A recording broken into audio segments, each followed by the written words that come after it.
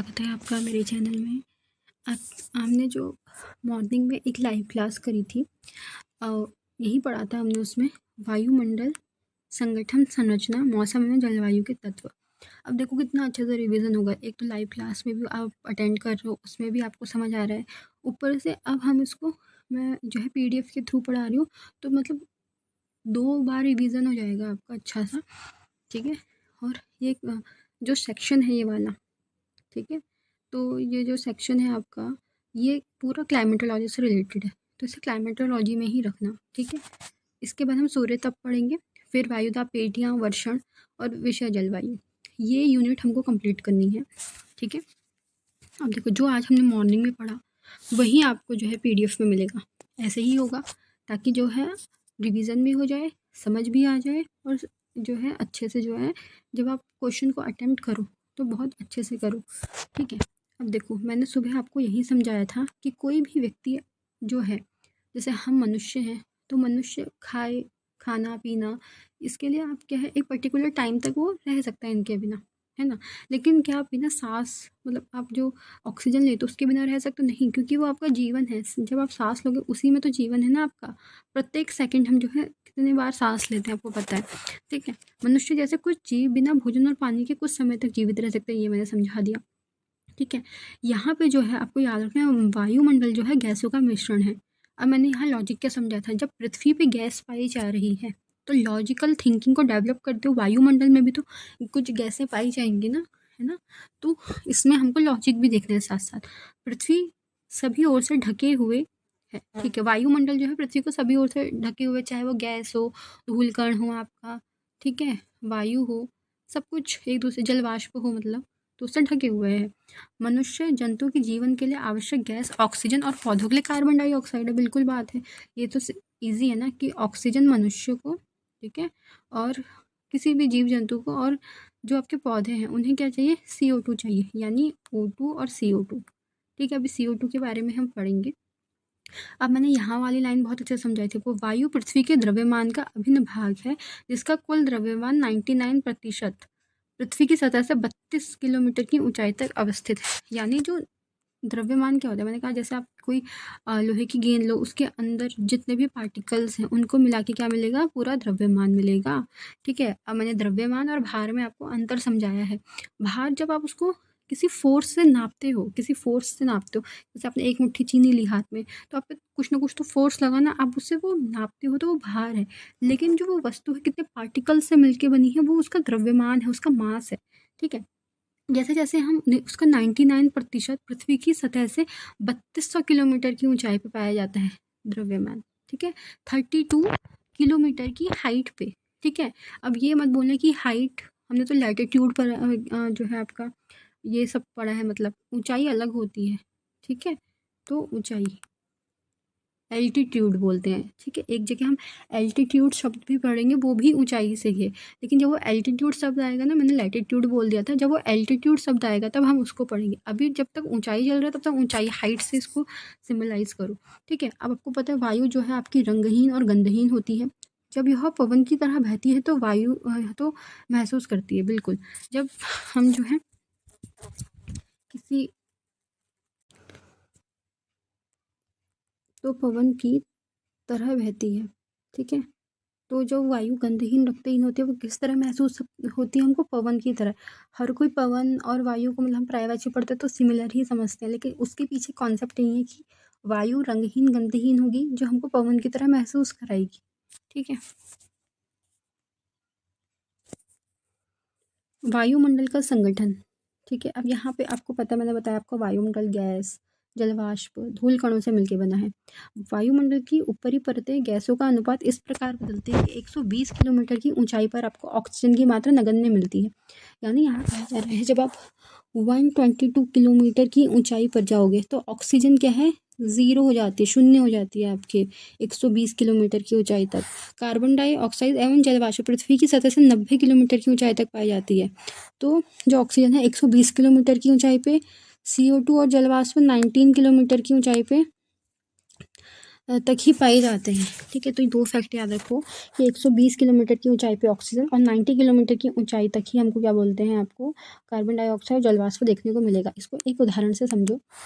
मान लो आपने एक बर्तन में पानी उबालने के लिए रखा है, ठीक है, और ये पानी उबला उबला इसमें से जलवाष्प निकलेगी इस तरीके से, ठीक है, और ये एक एक पर्टिकुलर जगह तक ही निकलेगी। देखो आप आपने जब आप पानी उबालोगे ना, तो हाथ रखना ज़रा उस पे ऊपर से, पहले तो आपको गर्म लगेगा, लेकिन आप जितना उसको अपने हाथों को जितना ऊंचा रखोगे उतना ही जलवाष्प जो है आपको महसूस नहीं होगा, क्योंकि जलवाष्प होते हैं उसकी जो वो चीज़ें घट जाती हैं। ठीक है, जो मॉलिक्यूल्स हैं ऊपर तक जब तक आएंगे वो घट जाएंगे। ठीक है, वो इतना आपको ताप नहीं देगा। ठीक है, तो ऊंचाई के साथ क्या होता है, तापमान जो है आपका कम कम आपको प्रतीत हो रहा है। गैस, कार्बन डाइऑक्साइड मौसम विज्ञान की दृष्टि से बहुत महत्वपूर्ण गैस है। बिल्कुल, CO2 बहुत महत्वपूर्ण गैस है। ये मैंने समझाया था आपको, इसको मैं चित्र से समझाऊंगी। एक जो लाइन है अभी पढ़ूंगी, भाई चित्र से देखो। मैंने क्या कहा था, ये सूरज है, ठीक है, यहाँ से जो रेडिएशन निकली, ये इस प्रकार की रेडिएशन निकली, लेकिन ये लघु, अब ये पास आ गई थोड़ी तरंगे, है ना, और इसको समझते हैं, ये सूरज है, इससे बड़ी बड़ी बड़ी बड़ी रेज निकल से फिर ये लघु तरंगे के रूप में इसे चिपकते हुए जाएगी ऊपर को, है ना।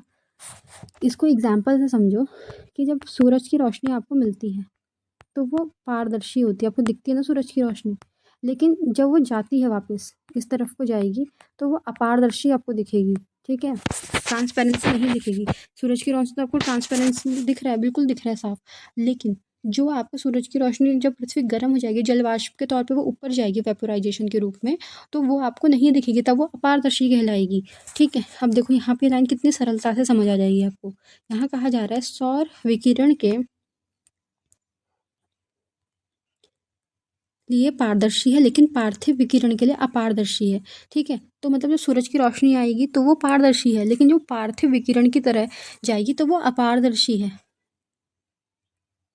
ठीक है, तो वहाँ पे सौर विकिरण है, यहाँ पार्थिव विकिरण है। यह सौर विकिरण के एक अंश को सोख लेती है, जैसे स्पंज होता है ना आपका, वो पानी को सोख लेती है। जब आप किसी भी चीज़ को लिक्विड में डालोगे सोखेगी ना, और वो भारी हो जाएगी, भारी हो जाएगी ना, फिर वो देखोगे पानी, तो फिर एक अंश को सोख लेती है वो। क्या, जो सौर विकिरण है वो एक अंश को क्या करेगी, सोख लेगी, बिल्कुल सोख लेगी। इसके कुछ भाग को पृथ्वी की सतह की ओर प्रतिबिंबित कर देती है। ठीक है, तो यहाँ पे कहा जा रहा है जो सौर विकिरण है उसके एक अंश को यहाँ पे सोखा जाता है, उसके कुछ भाग को पृथ्वी की सतह की ओर प्रतिबिंबित किया जाता है। ठीक हो गया, यानी यहाँ कहने का तात्पर्य है जो आपका ऊर्जा है, ठीक है, ऊर्जा है उसका एक अंश को सोख लेगी स्पंज की तरह, और उसका कुछ भाग पृथ्वी की सतह पे प्रतिबिंबित कर देती है, रिफ्लेक्टिव कर देती है। यह ग्रीन हाउस प्रभाव की ओर पूरी तरह उत्तरदायी है। दूसरी गैसों का आयतन स्थिर है, बिल्कुल। नाइट्रोजन देखो 78% है, ऑक्सीजन जो है उसका भी 21% जो है फिक्स है, मतलब 20.95% जो है वो फिक्स है। लेकिन पिछले कुछ दशकों में हमने जब जीवाश्म ईंधन जलाया, ठीक है, तो कार्बन डाइऑक्साइड का आयतन लगातार वृद्धि हो आयतन इसके हवा के ताप को भी बढ़ा दिया। ओजोन वायुमंडल का दूसरा महत्वपूर्ण घटक है ये। अब देखो जो CO2 होती है ना, CO2 वो क्या बोलते हैं हमारे लिए एक जीवनदायक है, लेकिन एक पर्टिकुलर परसेंटेज पर। अगर उस परसेंटेज से ज़्यादा कार्बन एमिशन हो गया तो फिर क्या बोलते हैं वो हमारे लिए खतरा है, हानिकारक गैसें हो जाती हैं फिर वो बहुत ज़्यादा, है ना। तो इसीलिए क्या बोलते हैं कार्बन का उत्सर्जन हमें ज़्यादा नहीं करना है। तभी तो आजकल जो है एथेनॉल वगैरह की बात चल रही करंट अफेयर में, ठीक है, आपको पता ही होगा। ओके, यानी प्राकृतिक चीज़ों को ज़्यादा बढ़ावा देने की बात कर रहे हैं। क्लाइमेट सम्मेलन हुए, ठीक है, मॉन्ट्रियल प्रोटोकॉल के बारे में सुना होगा, क्यों, क्योंकि उस समय जो है 1992 में जो है पर्यावरण के मुद्दों पे बहुत ज़्यादा चर्चा होने लगी थी। ओके, तो ये वाली चीज़ें आपको देखनी है। ठीक है, आपको ये याद रखना जब भी कार्बन को आयतन में लगातार वृद्धि होगी, क्योंकि क्या हो रहा है हम बहुत ज़्यादा क्या कर रहे हैं, जीवाश्म ईंधन को जला रहे हैं। इतनी गाड़ियाँ चल रही हैं, कोयला, पेट्रोल, इन सब का खनन वगैरह बहुत ज़्यादा हो रहा है। तो फिर क्या बोलते हैं उनको जब हम जलाएंगे तो कुछ ना कुछ तो हमारे इम्पैक्ट में भी तो प्रभाव पड़ेगा। ठीक है, पड़ेगा नहीं पड़ेगा, ये तो आप खुद सोचो, लॉजिकली थिंकिंग सोचो। मान लो आपके शरीर में जो है ग्लूकोज की मात्रा ज़्यादा हो गई है, ठीक है, और उस ग्लूकोज की इंसुलिन की मात्रा ज़्यादा हो गई है, तो क्या बोलते हैं कोई भी चीज़ उसकी मात्रा ज़्यादा भी नहीं होनी चाहिए और कोई भी चीज़ की मात्रा कम भी नहीं होनी चाहिए। बिल्कुल संतुलित जो है, संतुलन, बैलेंस बना होना चाहिए। उस बैलेंस से आप ज़्यादा ऊपर गए और ज़्यादा नीचे गए तो हर चीज़ हमारे लिए हानिकारक होती है। ठीक है, एक लॉजिकल थिंकिंग डेवलपमेंट करनी है हमको। इससे हवा के ताप को भी बढ़ा दिया है। बिल्कुल, जो हवा का तापमान है उसको भी तो बढ़ाएगा, और जो O3 है आपका यानी ओजोन है, उसको वायुमंडल का दूसरा घटक है जो पृथ्वी की सतह से 10 से 50 किलोमीटर की ऊंचाई के बीच पाया जाता है, जो कि फिल्टर का काम करते हैं। बिल्कुल, जो ओजोन परत है ना 10 से 50 किलोमीटर की ऊंचाई पे पाया जाएगा, और ये एक फिल्टर की तरह कार्य करती है, क्योंकि पैराबैंगनी किरणें जो आती है ना उससे हमको ये बचाती हैं। ठीक है, सूर्य से निकलने वाली पैराबैंगनी किरणें से अवशोषित कर उनको पृथ्वी की सतह पर पहुँचने से रोकता है। फिर आता है जलवाष्प। जलवाष्प वायुमंडल में उपस्थित एक ऐसी परिवर्तनीय गैस है जो ऊंचाई के साथ घटती जाती है। क्या होती है? ऊंचाई के साथ घटती जाती है। जितनी ऊंचाई पे जाएगा उतनी चीज़ें क्या होगी? विरल होती जाएगी। ठीक है, मैंने आपको गर्म पानी वाला एग्जाम्पल दिया था। ठीक है, अभी आप ATP पढ़ोगे यानी एटमॉस्फेरिक प्रेशर पढ़ोगे। ठीक है, तो मैंने आपको पानी का लाइफ क्लास में 100 डिग्री सेल्सियस और 40 डिग्री सेल्सियस का उदाहरण दिया था कि पहाड़ों पे जल्दी पानी गर्म हो जाता है करके। ठीक है, गर्म तथा आर्द्र उष्ण कटिबंधीय में यह हवा 4% का पाया जाता है, जबकि यह शुष्क जो आपके ध्रुव होते हैं, ठंडे होते हैं, रेगिस्तान शुष्क प्रदेशों में यह आयतन 1% ही पाया जाता है। क्यों? वाई? ठीक है, क्योंकि यहाँ पे जो गर्म चीज़ होती है ना वो हल्की होती है। ठीक होती है, हल्की चीज़ें जल्दी ऊपर जाती हैं, और जो भारी चीज़ें हैं वही, मतलब लगाओ ये भारी, ये मॉलिक्यूल्स भारी हैं। ठीक है, तो ये नीचे को बैठ जाएगी ना, और ये मॉलिक्यूल्स हल्के हल्के से हैं, तो ये ऊपर की तरफ जाएगी नहीं जाएगी? जाएगी। अभी आप बादल बनने की प्रक्रिया सीखोगे। ठीक है, तो क्या बोलते हैं, समझ रहे हो मेरी बात? अब यहाँ पे देखो आगे क्या कहा जा रहा है। मतलब आप ये याद रखो कि जो गर्म होगी चीज़ें और उष्ण होगी उसमें आयतन ज़्यादा होगा 4%, जबकि ध्रुवों पर और ठंडे रेगिस्तानों पर शुष्क प्रदेशों में यह आयतन 1% ही पाया जाएगा। ठीक है, बहुत अच्छे से रिवीजन हो रहा है। ऐसे ही लगे रहेंगे ना तो कुछ ना कुछ हमारे हाथ में मतलब आएगा ही। ठीक है, विषुवत वृत्त यानी कि इक्वेटर। इक्वेटर क्या होता है? ये होती है लाइन 0 डिग्री वाली। ऊपर होती है ट्रॉपिक ऑफ कैंसर, नीचे होती है ट्रॉपिक ऑफ कैप्रिकॉर्न।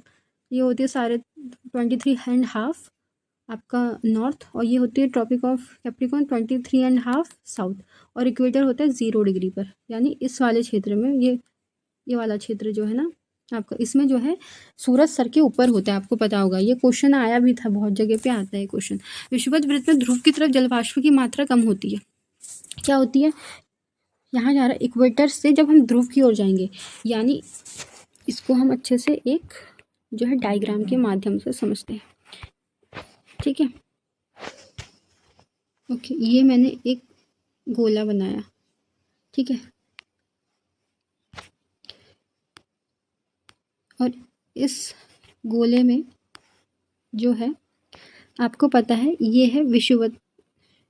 एक मिनट, हाँ थोड़ा सा लाइन ले लेते हैं। इस एरिए पर ये है आपका इक्वेटर। ठीक है, और ये इक्वेटर होता है 0 डिग्री पर। फिर अब यहाँ से हम पोल्स की तरफ जाते हैं। ठीक है, बहुत अच्छे से प्रयास करेंगे, समझेंगे। यहाँ से हम पोल्स की तरफ गए, ये पोल्स है ना, ये कौन सा है? नॉर्थ पोल, और ये है साउथ पोल। ठीक है, जब हम ध्रुव की तरफ जाएंगे तो जो है जल वाष्प की मात्रा क्या होगी? कम होगी। मैंने कहा ना, हम पानी उबालते हैं, हम हाथ जितना पास रखेंगे हमको गर्मी उतनी महसूस होगी, और हाथ जितना दूर रखेंगे हमको उतनी गर्मी महसूस नहीं होगी। तो जल वाष्प जो है यहाँ पे, जल वाष्प की मात्रा इस जगह पे पोल्स की तरफ से कम हो रही है। ठीक है, यह सूर्य से निकलने वाले ताप के कुछ भाग को अवशोषित कर रही है। ठीक है, तथा पृथ्वी से निकलने वाले ताप को संग्रहित कर रही है। ठीक हो गया, यहाँ पे कहा जा रहा है कि जो सूर्य से जो ताप निकली, ऊर्जा निकली, ठीक है, उसको हम अवशोषित कर लेंगे। ठीक हो गया, लेकिन जब पृथ्वी वेलकम करेंगे ना हम, ठीक है, ताप को हमने वेलकम किया, आपका स्वागत है। ठीक है, अब वो जाए, आप आए तो अपनी मर्जी से, पर जाओगी हमारी मर्जी से, है ना। पृथ्वी से निकलने वाले ताप को यहाँ पे संग्रहित करती है। ये संग्रहण का मतलब यहाँ पे इकट्ठा करती है।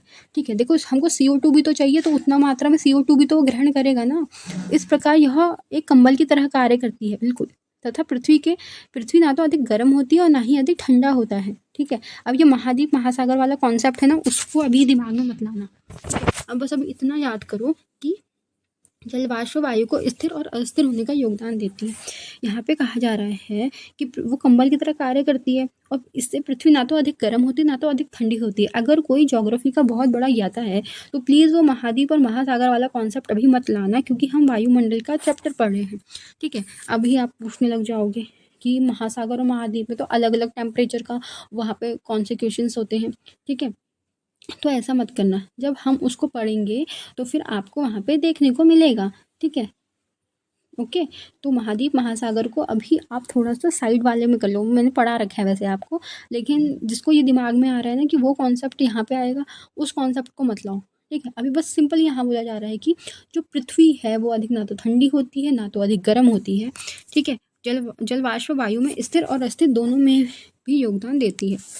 ढूंढकर वायुमंडल में छोटे छोटे ठोस कणों को भी रखने की क्षमता होती है, ठीक है। अब यहाँ पे हम धूल कण पढ़ रहे हैं। वायुमंडल में अब यहाँ बादल बनने की प्रक्रिया पढ़ेंगे हम। वायुमंडल में छोटे छोटे ठोस कणों को भी रखने की क्षमता होती है। ये छोटे छोटे कण विभिन्न स्रोतों जैसे समुद्री नमक, महान मिट्टी, धुएं की कालीमा, राख, पराग, धूल, उल्काओं से टूटे हुए कण से निकलते हैं। बिल्कुल, जो समुद्री नमक हो गया, महीन मिट्टी हो गई, धूल की कालीमा हो गई, धूल, उल्काएं, टूटते हुए जो कण होते हैं, धूल कण प्रायः वायुमंडल के निचले वाले भाग में मौजूद होते हैं। फिर भी संवहनीय वायु, आप कह रहे हो मैं बहुत तेज पढ़ा रही हूँ, लेकिन मैंने लाइव क्लास में पढ़ा दिया है, ठीक है, आज ही पढ़ा रखा है। अगर आपको वो वीडियो देखनी उसको देख लो और फिर इस वीडियो में आ जाओ, ताकि आपको बहुत अच्छे से समझ आ जाए, ठीक है। संवहनीय वायु प्रवाह, ठीक है, इन्हें काफ़ी ऊंचाई तक ले जाया जा सकता है। धूल कणों का सबसे अधिक जमाव उष्ण और शीतोष्ण प्रदेशों में होता है। अभी संवहनीय वायु प्रवाह क्या है, ये सब मैंने लाइव क्लास में बता रखा है आपको, ठीक है। तो अभी रिवीजन पे ध्यान दो, ठीक है। मतलब जो हवा है वो ऊपर जा रही है डायरेक्टली, सीधे सीधे, ये मतलब ऊंचाई तक जा रही है। धूल कणों का सबसे अधिक जमा उपोष्ण शीतोष्ण प्रदेश में सूखी हवा के कारण होता है, जो विषुवत ध्रुवीय प्रदेशों की तुलना में अधिक मात्रा में होते हैं। धूल और नमक के कण आर्द्रता ग्राही केंद्र की तरह कार्य करते हैं, जिसके चारों जलवाष्प संघनित होकर मेघों का कार्य करते हैं। इसको एक छोटे से उदाहरण से समझो, बादल कैसे बनेगा। जो जो नमक के कण होते हैं ना, वो आर्द्रता ही केंद्र की तरह कार्य करते हैं, यानी उस नमक का जब वो वाष्पित होकर ऊपर जाएगा तो एक मॉलिक्यूल बनाएगा और उस पर सारे मॉलिक्यूल चिपक जाएंगे, और जब वो चिपक जाएंगे तो एक बादल में जो है बूंदों का निर्माण होगा बारिश की, और वो नीचे को आएंगे जब ज़्यादा ही भारी हो जाएंगे तो, ठीक है।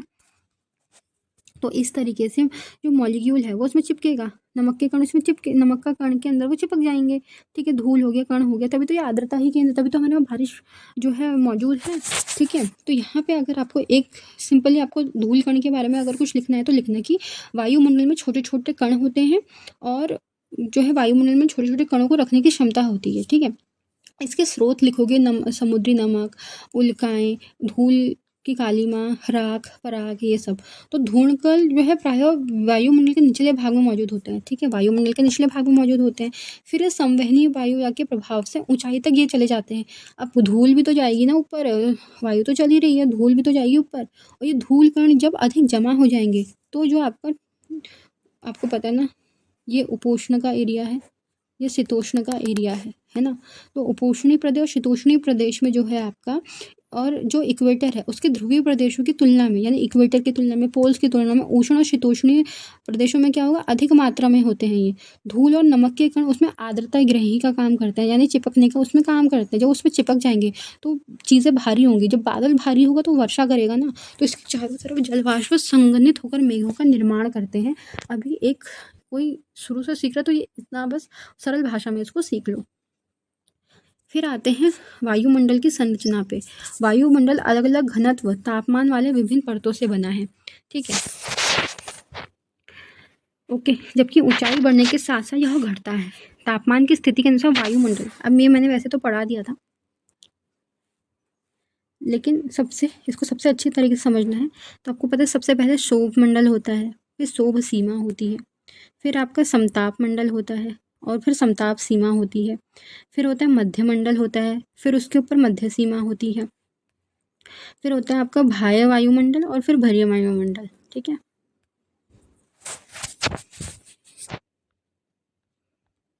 वायुमंडल अलग अलग घनत्व तथा तापमान वाले विभिन्न परतों का बना है। देखो, हर एक बार ये सोचो, अगर हमारा वायुमंडल नहीं होता, वायुमंडल की परतें नहीं होती, तो क्या होता, क्या जीवन होता, क्या जीवन संभव है?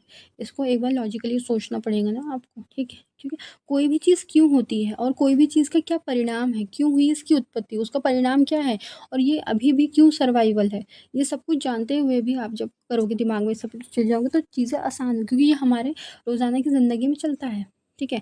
वायुमंडल अलग अलग घनत्व तथा तापमान वाली विभिन्न परतों का बना होता है। पृथ्वी की सतह के पास घनत्व, ठीक है, जो घनत्व है अधिक होता है, जबकि ऊंचाई बढ़ने के साथ साथ वह घटता जाता है। जितनी ऊंचाई बढ़ेगी, ठीक है, क्या तापमान गिरेगा, गिरेगा, घटेगा, बढ़ेगा, उसको छोड़ो, ठीक है। अभी ये समझो कि तापमान बढ़ेगा कि घटेगा। तापमान की स्थिति के अनुसार वायुमंडल की 5 विभिन्न संस्थितियों में बांटा गया है। ये मैंने बता दिया। पहले जो आपकी सीमा क्षोभ मंडल, समताप मंडल, मध्य मंडल, वायुमंडल और भरीय मंडल, ठीक है, ये सब होते हैं, ठीक है। अब दिक्कत ये है ना कि ये जो आपकी टर्म्स हैं, क्षोभ मंडल, समताप मंडल, बाह्य मंडल, इनके नाम जो है ना आपको हिंदी में हिंदी में तो आने ही चाहिए, मैं वो नहीं कर रही, पर आपको इसकी जो चीज़ें हैं वो आपको इंग्लिश में भी पता होनी चाहिए। कभी कभी जो क्वेश्चन है वो इंग्लिश में दे देंगे कि ये ट्रोपोस्फियर बताओ, क्लियर बताओ, तब आप क्या करोगे? आपने तो हिंदी में पढ़ा है ना, तो यहाँ मैं लिख देती हूँ, ठीक है। क्षोभ मंडल को कहते हैं ट्रोपोस्फियर। क्या कहते हैं? ट्रोपो, ऐसे करके ट्रोपो। समताप मंडल को कहते हैं स्टैटोस्फेयर, स्फेयर लगा लेना, ठीक है। ट्रोपोस्फेयर, स्टैटोस्फेयर। और मध्य मंडल को कहते हैं आपका मीजोस्फेयर। क्या कहते हैं? मीजोस्फेयर। ज्योग्राफी में इंग्लिश की टर्म आने ज़रूरी है।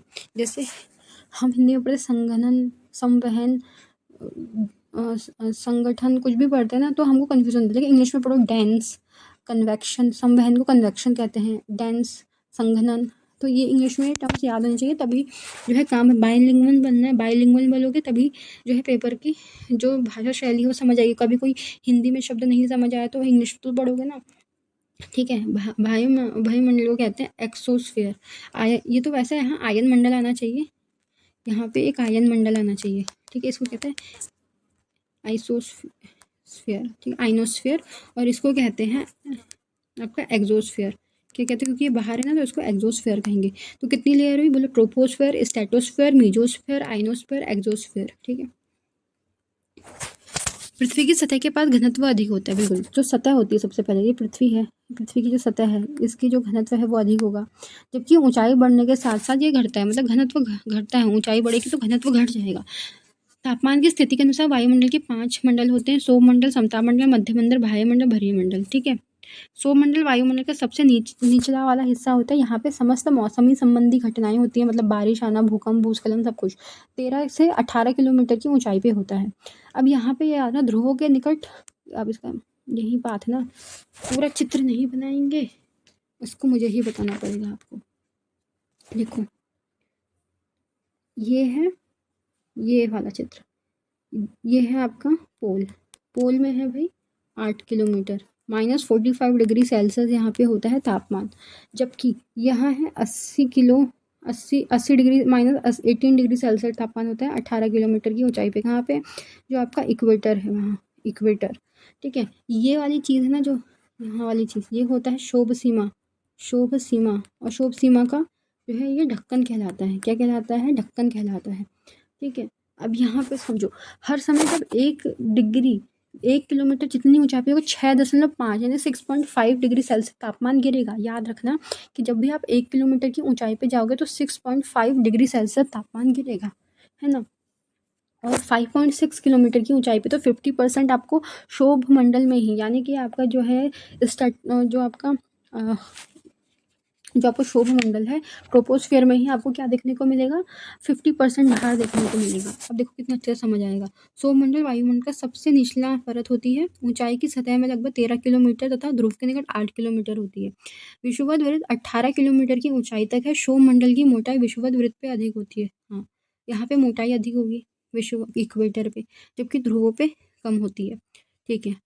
अधिक ऊंचाई व संवहन, इस स्तर के धूल के थोड़ा जलवाष्प मौजूद होते हैं। मौसम में परिवर्तन इसी संस्तरण में होता है, मतलब इसी परत में होता है। प्रत्येक 165 किलोमीटर की ऊंचाई पर जाएंगे तो 1 डिग्री सेल्सियस तापमान घटेगा, ठीक है। जबकि जैविक क्रिया के लिए सबसे महत्वपूर्ण संस्तरण है। क्षोभ मंडल समताप मंडल अलग करने वाली भाग क्षोभ सीमा है, ठीक है। क्षोभ सीमा समताप मंडल को अलग करने वाला भाग क्षोभ सीमा विषुवत वृत्त के ऊपर। क्षोभ सीमा में हवा का तापमान -180 डिग्री से और ध्रुवों पे -45 डिग्री सेल्सियस होता है। यहाँ पे तापमान स्थिर होने के कारण इसे क्षोभ सीमा कहा जाता है। समताप मंडल इसके ऊपर 50 किलोमीटर की ऊंचाई तक पाया जाता है। समताप मंडल एक महत्वपूर्ण लक्षण यहाँ है कि इसमें ओजोन परत पाई जाती है, O3, जो पराबैंगनी किरणों से हमारी रक्षा करती है, जिससे हमें हानिकारक तत्वों से तीव्र रूप से हम बच सकते हैं। मध्यमंडल समताप मंडल के ठीक ऊपर 80 किलोमीटर की ऊंचाई तक फैला होता है। इस परत में ऊंचाई के साथ साथ तापमान की कमी होने लगती है। 80 किलोमीटर की ऊंचाई पर पहुंचने पर 100 डिग्री से भी हो जाता है मध्यमंडल की ऊपरी परत को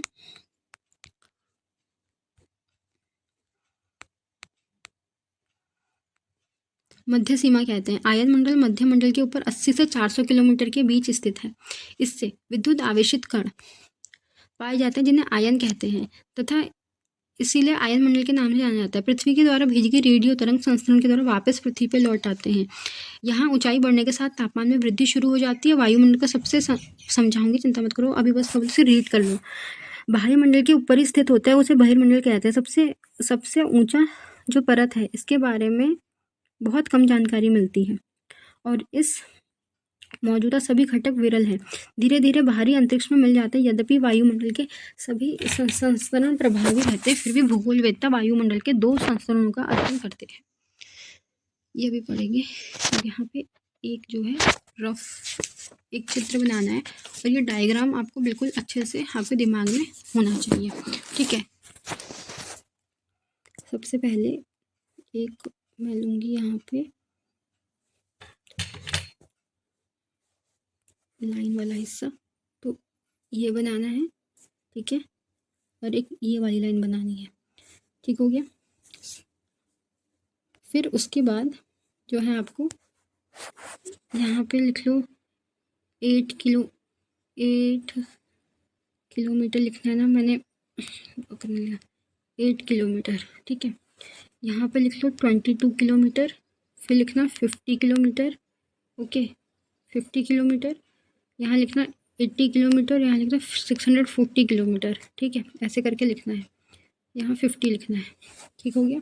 यहाँ 8 किलोमीटर, 22 किलोमीटर, ठीक है। फिर उसके बाद आपको यहाँ पे से 8 किलोमीटर से एक लाइन लेनी है, थोड़ी बड़ी हो गई है तो एक लाइन लेनी है इस प्रकार से, ठीक है, ओके, ठीक हो गया। फिर ये है आपका क्षोभ मंडल, यानी कि आपका ट्रोपोस्फियर, यानी टी लिख लेते हो यहाँ पे, ठीक है, ठीक हो गया। ये है सीमा, यानी कि क्षोभ सीमा है इसकी, ठीक है। उसके बाद 22 किलोमीटर में यहाँ पे ये चीज़ जो है इससे मिलेगी 18 किलोमीटर की ऊंचाई पे, जहाँ पे -80 डिग्री सेल्सियस तापमान होगा। यहाँ पे -45 डिग्री सेल्सियस तापमान होगा, ठीक है। अब देखो इस सीमा में क्या हो रहा है, ये इम्पोर्टेंट है। यहाँ पे फिर समताप मंडल होगा, यहाँ पे आपको O3 मिलेगा, ओजोन लेयर से रक्षा करेगा। फिर 50 किलोमीटर पे, ठीक है, 50 किलोमीटर के यहाँ पे क्या होगा, यहाँ पे रात में चलने वाले बादल होते हैं, रात में चलने वाले बादल ऐसे बनाना है, ठीक है। ये होता है मध्यमंडल, ठीक है। फिर आयन मंडल आएगा जिसमें आपको कुछ लेयर्स दिखाई देंगी, ठीक है। ये थोड़ा बड़ा बन रहा है ना, तो आप इसको अच्छे से कन्वर्ट करना, ठीक है। ये लेयर्स दिखाई देंगी जिसमें आपको D layer, E layer, F layer और G लेयर दिखेगी। इसके बाद का अभी हम बनाएंगे ऊपर का, ठीक है। इसी से मतलब आपको एक ही उसमें बनाना है, ये तो मुझे जगह कम पड़ रही है ना इसीलिए, ठीक है। तो यहाँ पे हमने पढ़ा कि तो इसमें देखो ज़रा, ये जो चीज़ है यहाँ पे और नीचे वाली, यहाँ पे क्या हो रहा है, जो क्षोभ मंडल है यहाँ ध्रुवों की तरफ क्या है, पतला है, जबकि इक्वेटर की तरफ इसकी लेयर मोटी है। और समताप मंडल में देखो, समताप मंडल में इसकी लेयर यहाँ पे इक्वेटर पे पतली है और ध्रुवों पे मोटी है। तो इसका कारण क्या, इसका कारण समताप मंडल, इसका कारण है ट्रोपोस्फियर, क्षोभ मंडल है इसका कारण, ठीक है, ओके। फिर आप अगली इसमें ही बनाना लेयर्स ऊपर से, उसी के ऊपर बनाना समताप मंडल। और समताप मंडल में ना जो है आपका मतलब जो स्ट्रेटोस्फियर है उसमें हवाई जहाज उड़ाया जा सकता है। क्यों एरोप्लेन कैसे उड़ता है, क्योंकि वहाँ पे जो है आपकी मौसम संबंधी बारिश भूस्खलन ऐसी कोई घटना नहीं होती वहाँ पे, इसलिए वहाँ पे प्लेन उड़ाया जा सकता है। अब हम आते हैं मध्य मंडल के ऊपर आए थे ना आयन मंडल पे, तो यहाँ पे ऐसे 4 लाइन खींचना, एक में लिखना डी लेयर, एक में लिखना ई लेयर, एक में लिखना एफ लेयर और एक में जी लेयर। ठीक है, यहाँ पे होती है, यहाँ पे जो रेडियो तरंग है ना, वेव्स आती हैं, इसी से जहाँ पे रेडियो वगैरह चलते हैं। ठीक है, फिर आपको बहिर्मंडल बनाना है जिसकी कोई जानकारी अभी तक प्रदान हुई ही नहीं है, इसके लिए अभी अनुसंधान जारी है। आई होप आपको समझ आया हो। ठीक है, वैसे यहाँ पे चित्र बनाई है ये। अब देखो मौसम और जलवायु के तत्व, ताप, दाब, हवा, आर्द्रता, बादल, वर्षण, इसके बारे में आगे पढ़ेंगे। तापमान के बारे में आगे पढ़ना है, दाब प्रेशर के बारे में आगे पढ़ना है, हवा, आर्द्रता, बादल, वर्षण। ठीक है, दाब प्रवणता जो हम पढ़ते हैं यानी स्लोप के बारे में पढ़ेंगे। वायुमंडल के महत्व तत्व हैं जो पृथ्वी के मनुष्य के जीवन को प्रभावित करते हैं। इन तत्वों के बारे में हम जो चैप्टर 8, 9, 10 में हम इसको पढ़ेंगे। ठीक है, अब कोई क्वेश्चन है, ये देखो वायुमंडल से आप क्या समझते हैं, मौसम जलवायु तत्व कौन से, वायुमंडल की संरचना के बारे में लिखे, वायुमंडल के सौरमंडल में सबसे अधिक महत्वपूर्ण क्यों है, वायुमंडल के संगठन की व्याख्या करें, वायुमंडल की संरचना के चित्र और व्याख्या करें, सब आता है आपको। निम्नलिखित में से कौन से वायुमंडल में सबसे अधिक मात्रा में मौजूद है, आपको पता है, ये हमने पढ़ा है। वायुमंडल की परत में मानव जीवन के लिए महत्वपूर्ण है, आंसर कमेंट में लिखने अगर कोई देख रहे हैं। समुद्री नमक, पारा, कालीन, मिट्टी, ये इसमें पढ़ा था हमने, याद होगा आपको, है ना, सब पढ़ा है भाई, सब पढ़ा है। ठीक है,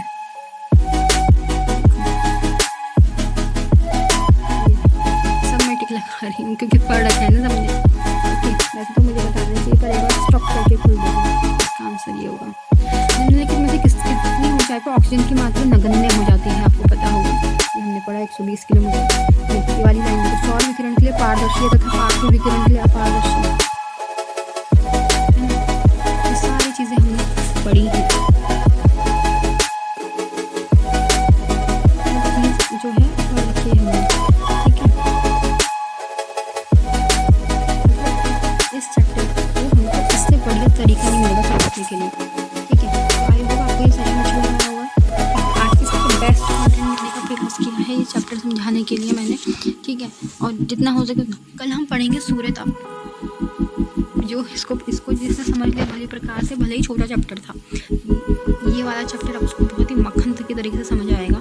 ठीक है, इसको हम पार्ट्स में क्योंकि थोड़ा बड़ा चैप्टर है ना, इसीलिए थैंक यू सो मच। अगर आपको पसंद आया है तो इसको एक बार फिर जो है लाइव क्लास का भी देख लेना और इसको भी देख लेना।